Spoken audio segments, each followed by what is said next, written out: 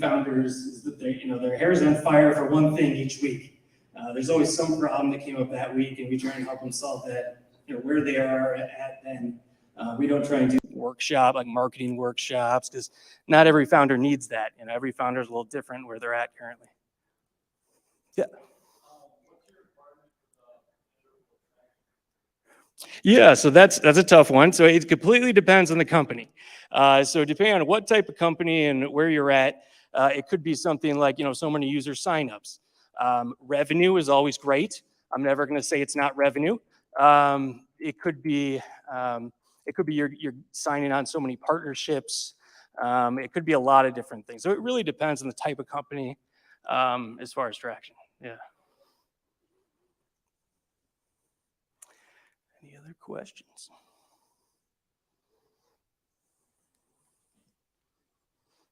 Yeah, the only other thing I'll say is that Tom Stewart deserves most of the credit for the program himself. It's been his baby for over 7 years. He's just now gained a team around him. This is me and some of my coworkers.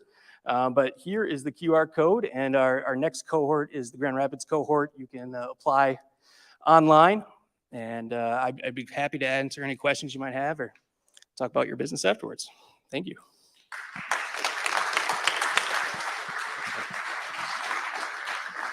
All right, big round of applause for Bradley here. Big round of applause for Bradley. Just kidding. You guys are a really quiet crowd tonight. Just want to make sure everybody's on their toes. All right, so rolling right on here, we've got Brock Edwards, who's going to talk about access to capital. Brock has been here before, so he should be a familiar face. I think he's here for revenge. So I'm going to hand the stage off to Brock. Good luck. Thank you. It's good to be back. My biggest competitor is in the audience tonight, so it's a little different, but it's good to be here. As he introduced me, I'm Brock Edwards. I am the founder and CEO of Pronoia, and tonight we're going to be talking about company milestones and access to capital, two really important topics for anybody that has a startup and is looking to grow and scale. So a little bit of background on me. Like I said, founder and CEO of Pronoia. Additionally, I'm a founding partner of Exit Quotient Ventures. We are a $5 million pre-seed and early stage fund based out of Lansing, Michigan. I'm currently a Traverse City resident, so I grew up in East Lansing and moved up here. So good to be local. See some Michigan State Spartans out there, so I'm Spartan as well. Go green. Love that. And yeah, so that's a little bit more about me. So when you have a startup, right, you're going to have to go through what we call the fundraising life cycle. No matter whether you're raising, venture funds or more institutional capital, your startup's going to need money, and where that money comes from can be a whole host of different things. So we like to think of it in 3 different categories. You have early stage, growth stage, and late stage. Early stage could be friends and family, could be neighbors, Uncle Tom, angel investors, incubators, accelerators, that type of kind of grouping. Growth stage, when you get to more venture capital funds, maybe some PE, private equity type funds, and then late stage is very institutional. So private equity, hedge funds, investment banks, that type of arena. So we're going to focus a little bit earlier stage. And as you go through this fundraising cycle, it's really important to focus on business milestones. And when a founder is thinking, okay, I need to raise money, business milestones is such a huge aspect to process and really understand, because when you're pitching investors, understanding why you're raising money is a pretty big question. So at Exit Quotient Ventures, before we write a check for, call it $50,000 to $100,000,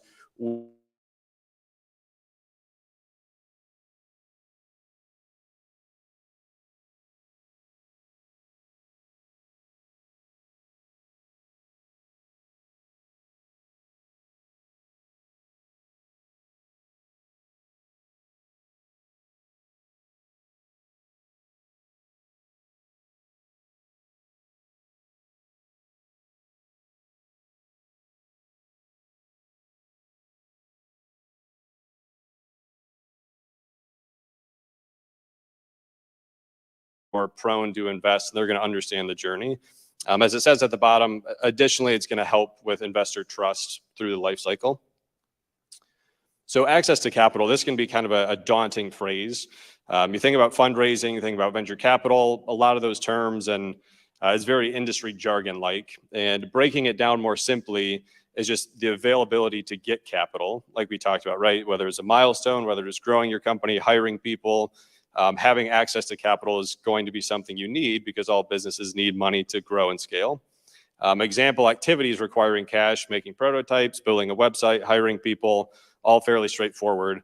On the flip side, from an investor perspective, these questions are very standard, really no matter what stage you're at. So for early entrepreneurs, applicable, even later on, still applicable. So there's a ton of funding options, right? You talk about access to capital. Well, what are those different capital sources? They can range from bootstrapping. So this is you're the founder, you're putting up your own capital. This could be your own business cash flow, which is a personal favorite of mine. So if your business is cash flowing, typically you're in a little bit more of a stable spot than others. Grants and subsidies, friends and family, crowdfunding, angel investors, and then venture capital funds as well. It's important to note that with each one of these opportunities, there's pros and cons, right? So with a venture fund, you're typically going to be giving up more equity. It's going to be more formalized. The expectations they have for you and your startup are going to be more significant. Uncle John might just write you a check. He believes in what you're doing. He likes you. And there might not be as many, restrictions, but Uncle John might not have the network, the resources, et cetera, to really help you grow. So summary thoughts are really 3 key points to remember. And the first one, even before the summary points, is just thinking through, it's not about comparison. So you might have a friend that's going and raising a formal venture round. You might be bootstrapping your startup. Just because a mentor or a friend is doing something different doesn't mean you have to do the same thing. Every single startup has their own journey, goes through the fundraising cycle differently, and the opportunities they have that are right and best for them are going to coordinate with what their journey is. So key points to remember, just work on gaining a better understanding of your own business milestones. A lot of people talk about what's your business model canvas, what's your business plan, how is your company going to go from nothing to something, hopefully. The second one, analyze what type of capital. So is it a venture round? Is it friends and family? Is it an angel investor? And then the third one, build a business in a way that will help you get to a clear break even.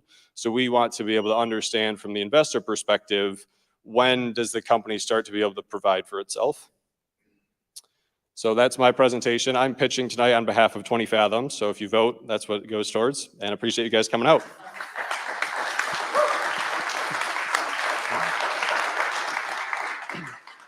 Any questions? Yeah. Yeah. So the question was, could you send me an email? Absolutely. If you want to connect, or it's up here as well, feel free to shoot me a note. We'd be happy to connect. Yeah. Brock, what's Pronoya's business model canvas? What do you want to get out of this particular initiative? Yeah, so the question was, what is Pronoya's business model canvas or goal, kind of future? So we've danced around, right? I'm an entrepreneur. You go through the process, you change things a little bit. We started more as a consulting and advisory type firm. There's pros and cons to that. I realized I was coming full circle. I was an investment banker, got out of investment banking, so I didn't want to be a banker, started to get back into banking. So it was interesting to kind of understand my own journey and go, well, it's a weird feedback loop. What we're focused on currently right now, we still have a few advisory clients, but we're pivoting more towards a family office model. And we've recently submitted an indication of interest to purchase a business that operates in Detroit. So we're focused on growing and scaling industrial opportunities in the Midwest. Yeah. Is there a typical type of business or portfolio type that you're investing in? Yeah, so when we think about what we're investing in, it varies. So we're focused geography-wise based on the Midwest and Michigan specifically. When it comes to industry, we're industry agnostic. We've learned, I guess, to stay away from healthcare tech, biotech a little bit, not because it's not a great thing to invest in. We're not doctors. We don't understand the space quite as well as others. But similarly to some of the other presenters here tonight, we're focused on traction, the founder, just having a good person behind the business. So we want to come in and see that the business is growing. It's already proven that there's a market there. It's not just an MVP or it's not just an idea, but we're pretty open when it comes to what industry that's in. Yeah. How long does a founder need to eat peanuts, survive on peanuts, as a way to balance out the funding and upcoming milestones? Yeah, so the question was how often or how frequently or how long does a founder need to survive on peanuts or pizza? Peanuts, good protein source. It really depends. So when we invest in a business, I actually had a conversation the other day with someone about this. There's a really fine line between they're not doing it full time, so it's kind of difficult to write a check because it's like, well, they're kind of half in, half out. It's also challenging if they're, taking a $400,000 salary and they're raising around for 500K, and most of it's just going to them. So every founder has to figure out their industry, has to figure out the growth of the company, when they should be taking a salary. Typically, when we come in, we'll see, a salary of, call it $60,000. So the business is doing well enough. They've raised enough money. Maybe they've raised $1 million, so they can afford to pay themselves their full time, which we like because they're, excuse me, they're invested, we're invested. So I think it depends. When I left Wall Street to focus full time on a different consulting entity that I'd run and started and then exited, I wanted some type of salary. I wasn't willing to just go in and say, oh, I'm just caution to the wind. It's a global pandemic, record high unemployment. Let's just go figure it out. But it certainly wasn't anywhere near, what I was making when I was an investment banker. Yeah. Ooh, typical round size and valuations. That's a roller coaster of a question. So pre-SVB, so when the bank, had issues in the last, 6 months or whatever it was, valuations were a lot higher than they are now, generally speaking. Where we like to focus, I would say, a post-money round or like a post-safe round of, call it 5 million, give or take. Anything more than that is challenging for us because we're writing such a small check. And then the traction, with that is usually varies probably from 100K to 200K maybe in ARR. Annually. Yep. So the big elephant in the living room is you're writing a check. What is it that sets you apart from other investors that an entrepreneur startup or a going concern should?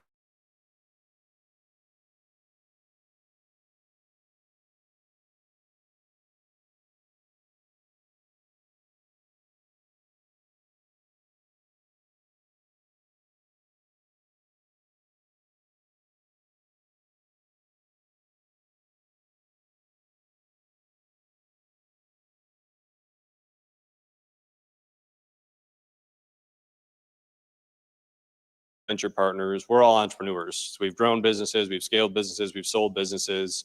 We know what it takes personally, professionally, spiritually, emotionally. You could go down the list of being an entrepreneur.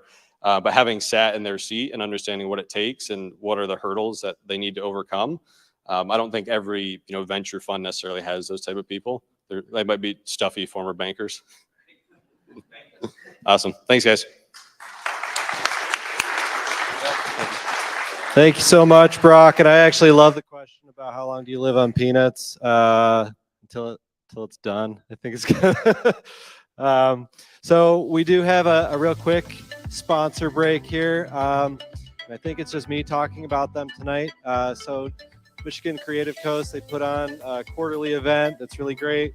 So make sure to check that out. It's put on it's an initiative of Traverse Connect, who's another ecosystem partner of ours. So all very important pieces to a big puzzle, but definitely take some time, look these guys up. They do some really cool things, great events, and hopefully you'll get to go to one of their events here soon. And so up next, we've got Ben Look, who's going to talk about working with corporate innovation. Well, he's with Seamless Ventures, who are very excited to have him here. Thank you for coming up and being with us tonight.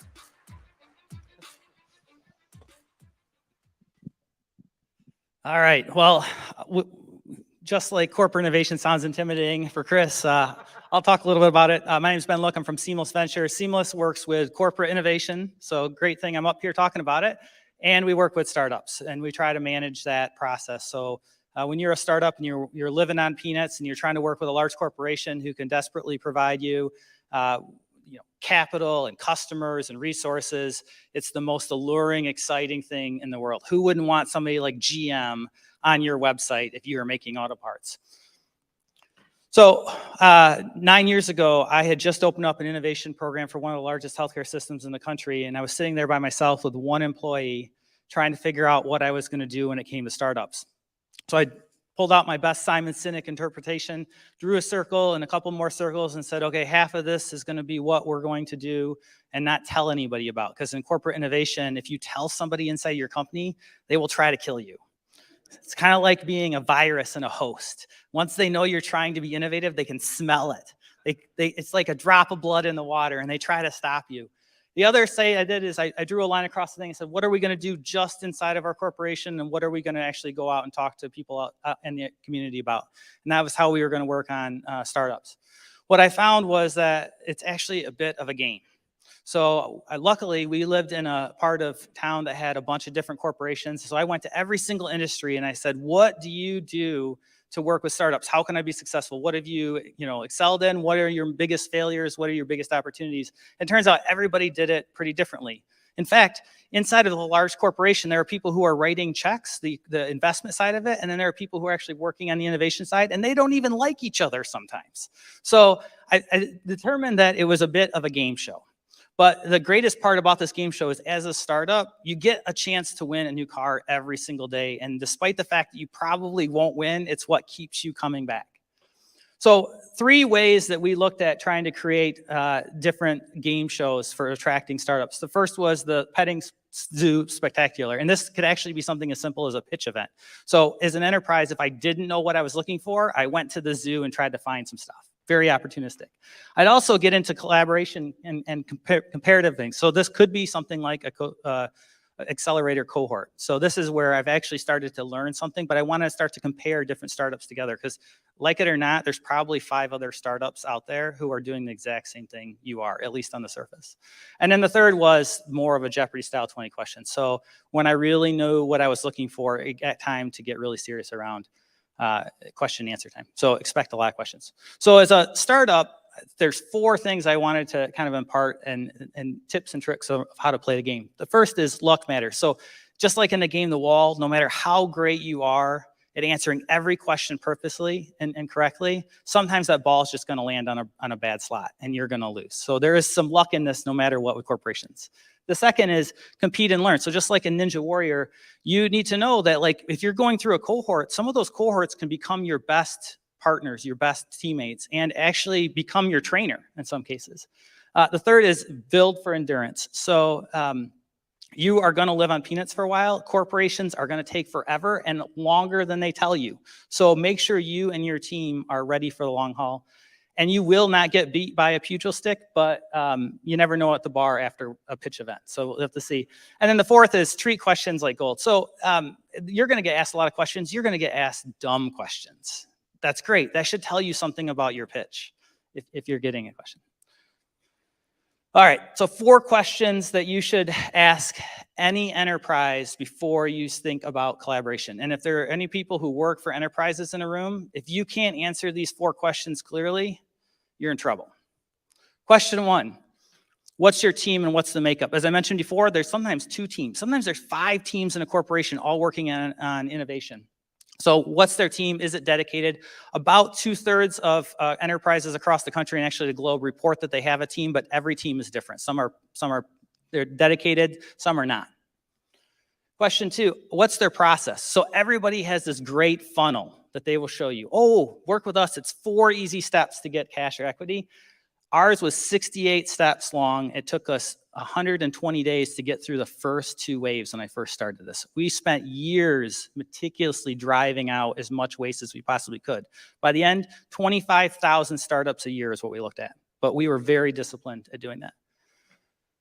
3, what measures do they have for success? I guarantee that they are getting measured by something in corporate America. So find out what that is. It's not what you're doing, it's how they get measured and how they get paid. And 4, what do they do after they write that check? So how are they actually going to support you? We spent $40 million a year annually on our portfolio of investments. If they can't tell you what they're spending, then they probably aren't measuring it because they're probably not monitoring it. So remember, if you're going to play the game, learn the rules first and then play it better than anybody else. I'm Ben Luck with Seamless. Some of our partners are up here. You can see, and as John Wooden once said, never mistake activity for action and achievement. Because you can play the game, but if you don't get somewhere, it doesn't really matter. All right, sorry.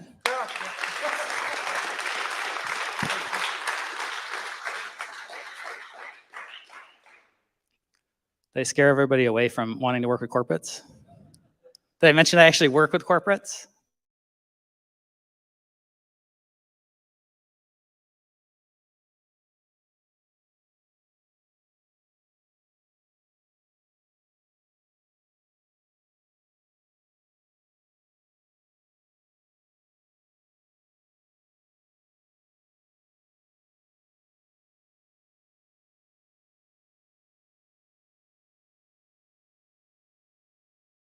You're the same startup. And so if you are, somebody who's made and created this brand new sensor capability, or you've got a brand new digital app that changes how people sleep at night, odds are actually multiple corporations in multiple industries are looking at it. And so what we try to do is find like-minded enterprises that all are interested in learning. And then we work with the startup to try to create some kind of learning opportunity. Most likely that comes in the form of a proof of concept where we actually pay the startup because we value startups' time and we try to protect the startup. So if you're an entrepreneur and you're trying to work with a large enterprise, finding an intermediary to help you with that is really important, and that's part of what we do. John?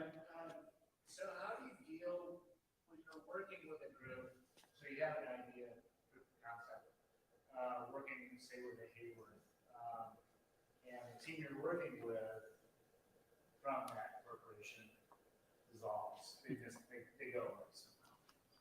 So how do you negotiate that? So the question was, what happens if you're working with a corporate and part of their team or all of that team that you're working with disappears? Well, I mean, in corporate America, no one ever gets laid off. So that never happens. We've never run into that problem. Well, that's actually part of what we pride ourselves on, is that oftentimes there are other enterprises or other people in that enterprise that you can work with. But remember when I talked a little bit about that ball working? There are just times where a corporation pivots and its strategy changes. And so that's a real danger that you have as an entrepreneur. You could have got to the very end and did everything right and find out that might happen. So part of it is that we try to always manage and protect our startups to make sure that they have all their alternatives to work on and that some of those learnings get shared with some of the other industries and enterprises. But part of it is, in corporate America, it can change. And what's funny is 6 months later, they could be back on and like, where have you been? We want to go again. Why aren't you going? Let's go. So part of working with that. In the back. So assuming that the startup has intellectual property and for the bigger business has intellectual property, do you help manage that and keeping rights and know-how and that kind of straight and separate, or helping brokering those agreements between the two entities? Yeah, so the question is really how do you handle IP within that relationship? And every relationship is very different. It gets, usually it's pretty clear. We try to establish like who has the IP coming in, and then the proof of concept usually is just to validate that. That's the cleanest. The part that gets challenging is if you're working together, if those two groups are working together and it generates new IP, who owns that? And so that is really part of kind of that generative agreement right up front. So it's really clear up front how that goes. We tend to work with enterprises that are very mature in their thinking and recognize that being really stringent about them wanting to own everything before it even exists isn't really conducive to an entrepreneur. I mean, like, why would you go work for an enterprise who's going to take whatever you build together? So most of the cases we find is that people are pretty open to that. The other thing I would say is if you're an entrepreneur or startup and someone's pushing you on that and it hasn't been invented yet, push back, because you're arguing over something that doesn't actually exist, and that's probably going to kill the deal. And you're probably going to spend more time arguing or negotiating than it actually takes to build it. So go find a different partner. All right, come find me later. Thanks a lot. Fantastic. And honestly, I come from the corporate world, and that's probably why I froze on the word corporate. But working with corporations as an entrepreneur is a fascinating angle. So next up, we've got Thomas Koch. This is another, I got to talk a little bit about this because, no, you can stay up here. So Thomas Koch is another return to the stage. He was up here last year, and I swear he's beating on the war drums tonight. He's here to win. So I'm going to hand it off to Thomas Koch, and you'll see why. He's setting me up to really embarrass myself at this point, which is fantastic. How many of you people in here are entrepreneurs? How many are angel investors? Okay, good. Only a few people will be really be hurt. Okay, we'll get started here. So if you're a startup entrepreneur, I want you to be on the lookout for, and hopefully you recognize where these pictures come from, angels with dirty faces. Yes, there's a lot of people, the people that raised their hand that said they're angel investors, maybe they are, maybe they aren't. You just never know. And they're going to ask a lot of weird things. So we're going to talk about that. So a lot of angel investors, especially here in Michigan, it's a wonderful state. People here move really slowly. I think it was Brock that talked a lot about stupid questions. He's wrong. They ask stupid questions because most of them have no idea what they're doing. They've maybe started a company years ago and they did really well with their company. It doesn't mean they know your company. They're going to ask you crazy things. If anyone asks you for pro forma financials, walk away instantaneously. They have no idea what numbers actually mean. Just kidding. That's a generalization. They actually brag about being right only 30% of the time. They're great Traverse City pit spitters, baseball players. They'll never play for the Tigers. Maybe the Tigers. The Tigers are terrible. They'll never play for the, who's good now, the Angels. So they pick a lot of the wrong companies and they miss on a lot of the right companies. So if you're pitching to them, sometimes you're going to walk away going, why didn't those guys like me? You're going to see some of the companies they picked that then fail a few months later and you're like, why did they pick those guys? A lot of times they're going to want equity and control. I think everybody talked a little bit about this. And by the way, these are all generalizations. So some of these aren't true. Some of the angels here are probably nice people. But sometimes you get in bed with these investors and they want to control all this stuff. They want to have these weekly metrics calls with you and do all this stuff that's getting in the way of you running your business because you don't really have time to be just catering to them. You want to be running your business and making it succeed. And you're going to waste a lot of time on things not related to building your company. If you're out pitching to all these people, you're spending time, money, your resources, not doing things like making sales, getting the traction they all talk about. They don't know what the word traction means. Building your business model. Ask them what they think a business model is. Again, they don't know what that term means. Sorry. So don't fall prey. Why should you listen to me? I'm a multiple-time founder. I've had many exits. I am the entrepreneur in residence at Grand Valley State. I'm also a startup lawyer and advisor. And just so anyone wants to know, I've been on the other side of the table. I've been an attorney for angel groups. I've done this many times. I've seen more pitches than I ever want to see again in the rest of my life. I've helped people prep for pitches. And of course, I've pitched. Some of you probably saw me pitch up here. I'm playing for the Acume Foundation. I think it's how you pronounce it. It's a nonprofit foundation in Grand Rapids that helps our underserved community. So what can you do? Crowdfunding, accelerators and incubators, bootstrapping, and of course, stay vigilant to yourself. What is the crowd? This is really where my area of expertise is. I did a lot of work with Angel Capital. I saw crowdfunding as a cool opportunity. I helped write a couple of state crowdfunding bills. We have one here in Michigan called the Michigan Mile Act. We have some things like crowd granting. There's a whole different bunch of types of crowdfunding. Some of them actually you do have to give up equity or you do have to give up debt to get them, both at the federal level and at the state level. But there's also things where you can do pre-sales and donations and raise that way using Kickstarter, Indiegogo, GoFundMe. I've done all of these a number of times, and it's pretty interesting to see what happens. The reality is when you're going to the crowd, very often you're going out to people that are actually going to be your customers that want to buy your product. You have to know a lot about what you're doing. You want to choose your weapon carefully, how much you're going to raise, who are you going to be raising them from, what type of capital, do you want loans, do you want to give up equity, do you want to just sell something and get a reward? These are all questions. I have a list of about 100 that I put companies through before we actually go out and do any types of crowdfunding. And this is the size that they expect the crowdfunding industry to be by 2028, 42.93 billion. It's a really small number. That's what Brad makes per year. I'm not going to talk about accelerators because I actually people have talked about those. And I do mention Conquer. I don't mention Seamless in this presentation, but I did originally. But that's the size of the accelerator market in 2021. It has gone down. These are pretty big opportunities. Michigan has a lot of great accelerator programs. Take a look at them. They're a lot of fun. But sometimes you just have to carry yourself. Honestly, most of my success in business has been through bootstrapping, mostly because I get annoyed pitching to angel investors, as you can probably tell, really fast. I want to keep all ownership and control. I want to go as far as I can without me and with just myself. The other big thing is a lot of people will support you without giving you money. You'll find if you ask people for money, they support you in different ways, but you have a lot of friends and people who will be your customers. You can sell a great product.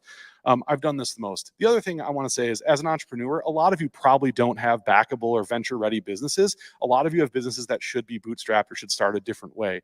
So think about that. So You've been warned. That was my last slide.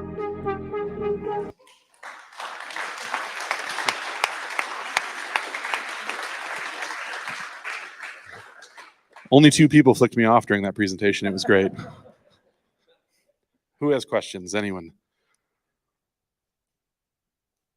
Yes, I'm that terrible. Oh, we have a question. Sweet.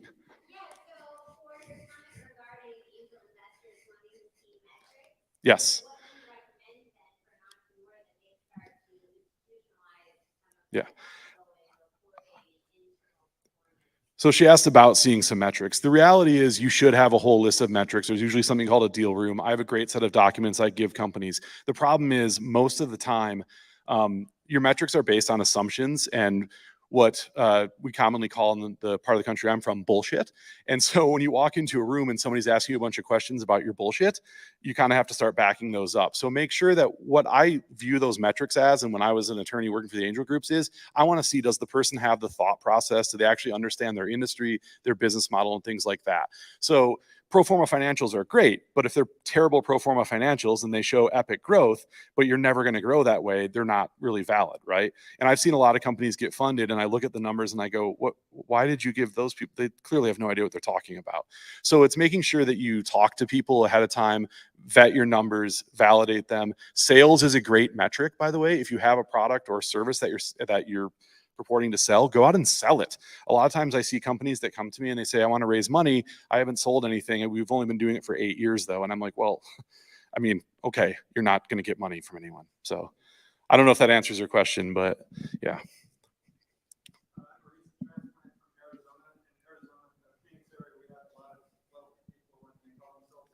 Yeah.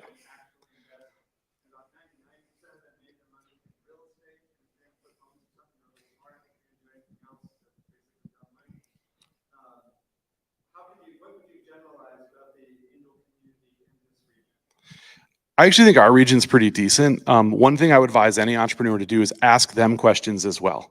You're vetting them. You're not just pitching to them. They should be pitching to you a little bit. And I actually have a really good friend who's an angel investor in Arizona, and he left a pretty big angel group for that very reason. He said, I'm already a member of the country club. I don't need to meet there once a month in a blue blazer to look at companies I'm not going to, or that these guys aren't going to invest in. And he started investing in companies on his own. We do have a lot of wonderful people who have been entrepreneurs and have good backgrounds, but ask them questions. Brock brought up network. It's not just about a check. Do they have a network? Can they support you?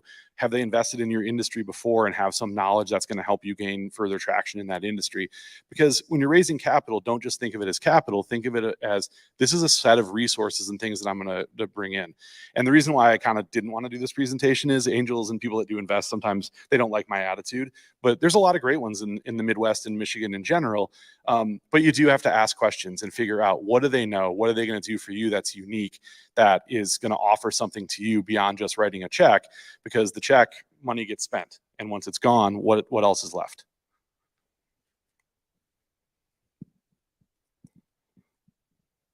Awesome. Oh, this guy way over here hiding. Generally, I start, well, first of all, right now I work with student startups. So I don't know who said, I think it was Bradley that said student startups are more risky. So I'm starting at yes, they're very risky. I'm starting at the very earliest stage.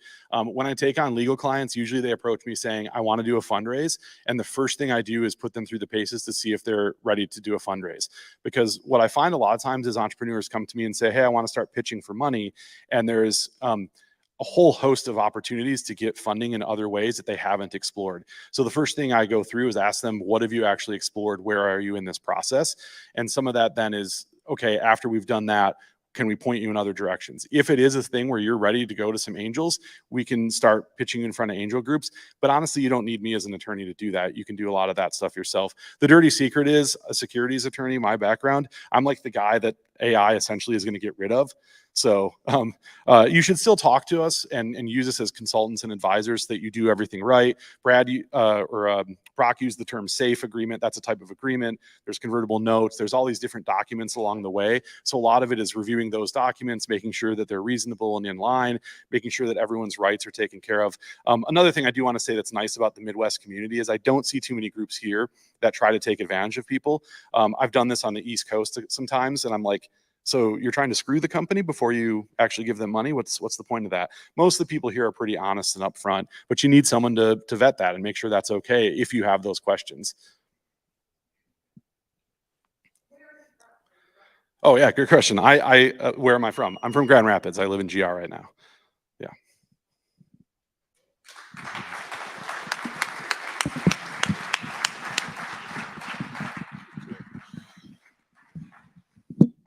Thank you, Thomas. When I saw that come in, I was like, this is going to be really exciting and really awkward. So, alrighty. So that is it for our pitches tonight. We are going to load up the voting program, and you can scan that QR code there or go to app.tc.newtech.org and /vote. And then go ahead and place your vote for the presentation that you felt resonated with you the most. Now, keep in mind, whoever wins, that check is going to the nonprofit that they mentioned up on stage here. So, if you want to direct your the dollars in a certain direction, this is a great way to do that. And then we will be doing our PSAs here in just a minute. Voting will stay up. We'll keep that QR code up on the screen while we're doing the PSAs. Which ones did we miss? Seamless? Munson Health Foundation for Seamless. I think everybody else mentioned it, right? Was that the only one? Okay. It's okay. No, it's fine. It's a tricky thing to navigate, I'll be honest. So go ahead, line up in the aisles here. We've got 2 microphones. Go ahead and make your 30-second PSAs. Voting will continue all the way through the PSAs. I'm going to do a little bit of prep here for the winners. Take it away so we'll start over there and then we'll go back and forth. My name's Aiden Gollin, and this is my partner, Matthew. We're computer science students at MSU, and we're starting a startup called DataLoom, which focuses on providing deeper insights into local businesses. So yeah.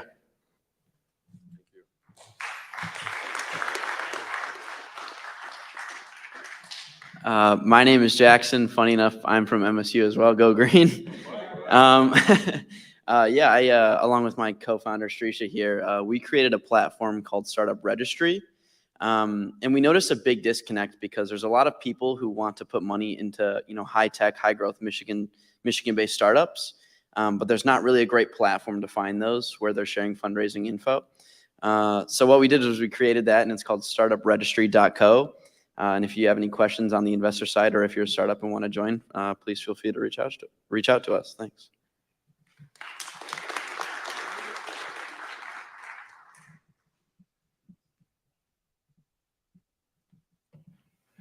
Hi, I'm Greg Terrell. I own Look here in Traverse City. And for those of you who have a small business or you do web development, full stack, whatever,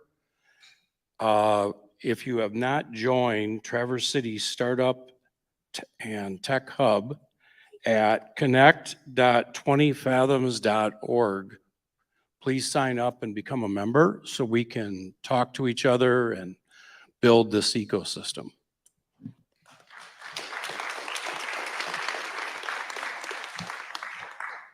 Hi, my name is Deborah Millard, and I'm a founder of a new product that's coming to market that we have our patents, and I also started 2 nonprofits to help this change the world. This might sound like a gimmick, but we make everything 3M makes for respirators safer and more comfortable. And we've been accepted into the MedTech Accelerator Program and also into the NIH AAP application program. So it's no gimmick. Your respirator can now have no heat, no humidity, no bad smells, and it's even safer for all asthmatic and all people. And it's cheap, but people have to make money. But I mean, there's not much to it, except for my husband can build a spaceship, and he built the respirator during COVID.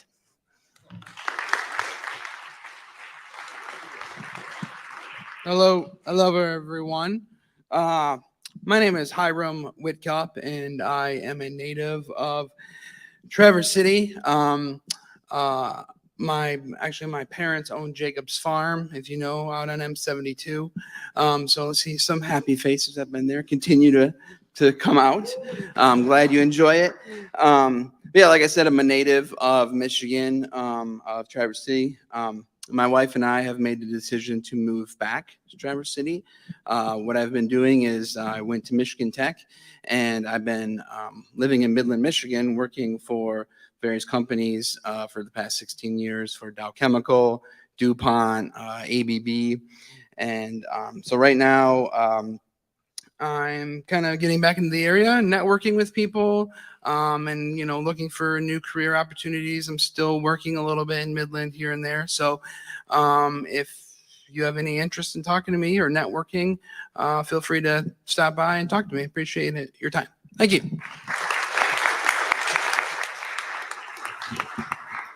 Hey everybody, my name is Greg.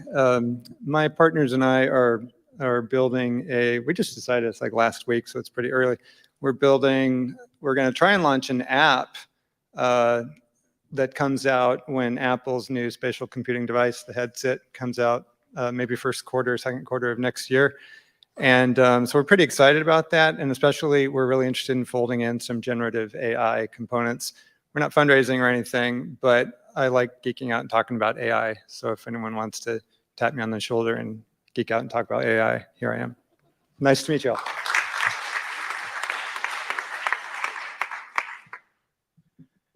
Hi, everyone. This is my first time here. My name's Kyle Ludwig. I'm a full stack app developer. I've worked in both coasts now. I just came back to Traverse City recently, and I just started my own consulting agency called For Humans. It's at justforhumans.com.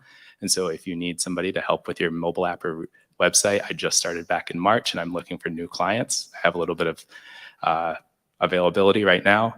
And I think that it might be a little bit cheaper than most of you might expect now, because there is a lot of no code tools and AI. So I've been able to do projects that used to take me about 3 months last year into about a month. So if there's anything that you want, just reach out and maybe I can put something together. Thank you.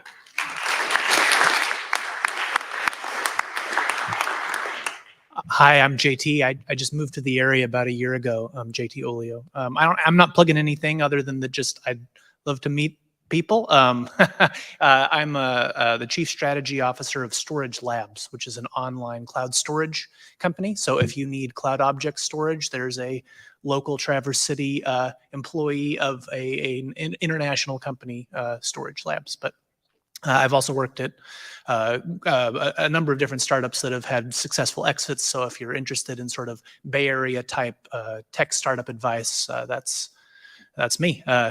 Google, Mosey, a bunch of different companies like that is where I've worked. So anyway, hit me up if you want any cloud object storage for cheap. I'm around. Thanks.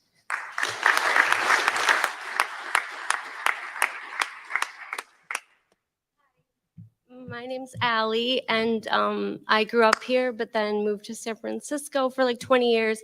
And then I unexpectedly moved in the pandemic with my business, which is not tech, but Maria said, you can come. So, because like Mr. Coke said, what's his first name? Thomas? Yes, it's very lonely. So like, I really appreciate being here, and I'm like, oh, I'm not doing everything wrong. It's just owning a business is really hard. So I own a professional organizing business, helping people have less stuff and just have what they love. So thanks. We got one more. Jamie. In response to that, we have the Office of Opportunities, not my thing, but I do go occasionally. And I believe they're from 9 to 11 on Tuesdays at Commonplace, the new office space over there. So entrepreneurs meet and you can find your home, my dear. So that's all. Well, I love that we've had a lot of PSAs tonight. That makes me really happy, guys, that you're getting up there, using that time wisely. It's a great platform. So before we get to the winners, we're going to go through our sponsors tonight, because everybody runs away the way we did it before. So we want to make sure that we get some chance to see them. So Creative Coast, we talked a little bit about Creative Coast. They're a fantastic organization, great events, really important piece of the community. Susan Saffordine Rouser. sorry if I said it wrong. With State Farm, you can scan the QR code there. They're the ones that give free coffee over on, I think it's 8th Street. We've got Access Point. They do professional services. They're a great organization. Lisa Baker, who I think was here tonight. Krios Bill is not here tonight, but he does some really wonderful positive training for corporations, or positivity training. And then obviously we've got Profit Clean with Sarah, who's also been with the organization for a very long time. So if you need any of these services, please reach out to these organizations. And of course, we have Michigan Economic Development Corporation. They've come on this year. Very important piece of the foundation for the year. 20 Fathoms, we know 20 Fathoms, they're up there every month, but they are a fantastic organization. Wonderful view, great organization for startups and incubation. We also have a lot of in-kind sponsorship. Okay, who's back there doing the live stream. We've got Pro360. We've got Elevate Net, gives us the internet to do the streaming. And of course, we have the job board through Michigan Creative Coast. So we do have a job board. If you're looking for a job or you want to post a job, you can do that right here at tc.newtech/job board or scan the QR code up there. We love our QR codes. They're really helpful. All right. So now we're going to do the winner. So we got to calculate the votes. We ready? Can we do a drum roll? I can't do it with one hand. All right. And tonight's pitch prize is donated by TC Newtech /Pour for More, because they're fantastic donation that they made last month, which really set us on the right side of the year. But we are going to be donating that $500 to a charity, to the winner of the evening. And that winner is Ben Look. Come on up. $500 will be donated to the Munson Healthcare Foundation. Look right there. Try to get out of the way here. Do you want to say anything? Just real quick, on behalf of healthcare industry, the reason we chose this, we spent the last 20 years in healthcare, and I think a lot of people think that COVID was the worst part of the world for healthcare, and unfortunately, actually now is really kind of the toughest spot. So if you have anybody who works in healthcare, don't listen to what they're saying at all. Then just do something nice for them and love them. There's even a couple doctors in here, so if you do want to rough up a couple docs, you can. But in all seriousness, the healthcare industry really needs us right now. They're really struggling, and we're really pleased to provide this sponsorship to them. So thanks a lot. All right. Thank you, Ben. You can hold on to that until later. I know that Sean's going to want to get a couple really good shots with you in the check. And that, ladies and gentlemen, is a wrap. We've got another one in the books. And we do typically meet and brew downstairs. If you want to meet with investors, we got a little bit of time up here in the space, about a half hour up here. And then it kind of transitions downstairs. So please keep us in mind for the first Tuesday of the month for our next event. Thank you, everyone, for coming. Thank the investors for their time, and make the best of this month, guys. Take care. Thank you.